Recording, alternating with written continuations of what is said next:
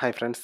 അപ്പോൾ പുതിയൊരു വീഡിയോയിലേക്ക് വീണ്ടും സ്വാഗതം. അപ്പോൾ ഇന്ന് നമ്മൾ നോക്കാൻ പോകുന്നത് റിയൽമിയുടെ ടി വിയെക്കുറിച്ചാണ്. അപ്പോൾ ഇന്ന് റിയൽമി ലോഞ്ച് ചെയ്തിരിക്കുന്ന രണ്ട് ടി വികളാണ്. ഒരു 32, ഒരു 43. അങ്ങനെ രണ്ട് ടി വികളാണ് ഇന്ന് റിയൽമി ലോഞ്ച് ചെയ്തിരിക്കുന്നത്. അപ്പോൾ ആദ്യം നമുക്ക് ഇതിൻ്റെ ഒരു ഡിസൈനെക്കുറിച്ച് നോക്കാം. അപ്പോൾ ഇതിൻ്റെ ഡിസൈൻ വരുന്ന ഒരു ബെസൽലെസ് ഡിസ്പ്ലേയോട് കൂടിയ അത്യാവശ്യം കാണാൻ നല്ലൊരു ഡിസൈൻ തന്നെയാണ് റിയൽമി ഇതിന് കൊടുത്തിരിക്കുന്നത്. പോരാ ഇതിൻ്റെ താഴെ ഭാഗത്തായിട്ട് റിയൽമിയുടെ ലോഗോയും കാര്യങ്ങളെല്ലാം കൊടുത്തിട്ടുണ്ട്. അപ്പോൾ ഇതാണ് ഇതിൻ്റെ ഒരു ഡിസൈനെക്കുറിച്ച് പറയാനുള്ളത്. അപ്പോൾ ഇനി ഇതിൻ്റെ ഡിസ്പ്ലേനെ കുറിച്ച് പറയുകയാണെങ്കിൽ 32 ഇഞ്ചിൽ വരുന്ന ഒരു HD ഡിസ്പ്ലേ ആണ് വരുന്നത്. 43ൽ വരുന്ന ഒരു ഫുൾ HD ഡിസ്പ്ലേ ആണ് വരുന്നത്. അപ്പോൾ 32ൻ്റെ റെസൊല്യൂഷൻ വരുന്നത് ഒരു 1366 × 768 അതിൻ്റെ 32 ഇഞ്ചിൽ വരുന്ന റെസൊല്യൂഷൻ. പിന്നെ അതിൻ്റെ 43 ഇഞ്ചിലാകുമ്പോൾ അത് 1920 1080 അതിൻ്റെ റെസൊല്യൂഷൻ മാറും. പിന്നെ ഇതിൻ്റെ കളേഴ്സ് ഒരു 16.7 മില്യൺ കളേഴ്സിനകത്ത് നമുക്ക് അവൈലബിൾ ആണ്. പിന്നെ ഇതിൻ്റെ സ്ക്രീൻ റേഷ്യോ വരുന്നത് 16:9 ആണ് ഇതിൻ്റെ സ്ക്രീൻ റേഷ്യോ വരുന്നത്. പിന്നെ ഇതിൻ്റെ വ്യൂയിങ് ആംഗിൾ 178 ഡിഗ്രിയാണ് ഇതിൻ്റെ വ്യൂയിങ് ആംഗിൾ. പിന്നെ ഇതിൻ്റെ ബ്രൈറ്റ്നസ് വരുന്നത് 400 നിറ്റ്സ് ആണ് ഇതിൻ്റെ ബ്രൈറ്റ്നസ് കമ്പനി പറയുന്നത്.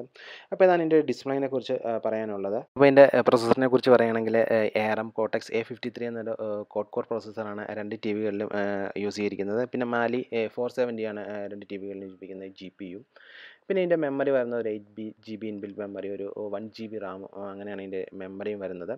ഇതിൻ്റെ ഓഡിയോ ഔട്ട്പുട്ട് വരുന്ന ഒരു 24 വാട്ടിൻ്റെ ഒരു സ്റ്റീരിയോ സ്പീക്കേഴ്സാണ് ഇതിനകത്ത് വരുന്നത്. അതിനകത്ത് തന്നെ 4 സ്പീക്കറാണ് ഇതിനകത്ത് ഉൾപ്പെടുത്തിയിരിക്കുന്നത്. അപ്പോൾ അത്യാവശ്യം നല്ലൊരു സൗണ്ട് ക്വാളിറ്റി ഉണ്ടെന്ന് തന്നെയാണ് റിയൽമി അവകാശപ്പെടുന്നത്.